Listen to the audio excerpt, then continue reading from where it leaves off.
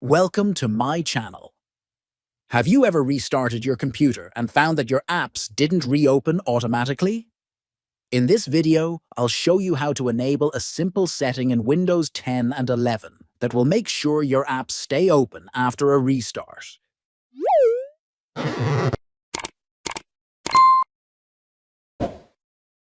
First, open the Settings app by clicking on the Start menu and selecting Settings.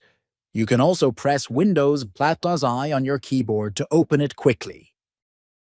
Once inside Settings, go to Accounts. Then click on Sign In Options from the left menu. Scroll down until you find the Restart Apps option. Make sure this is turned on. This setting allows Windows to remember which apps were running before the restart and automatically open them when you sign back in. And that's it. A quick and easy way to keep your apps running even after a restart. If you found this video helpful, be sure to like and subscribe for more Windows tips. Thanks for watching.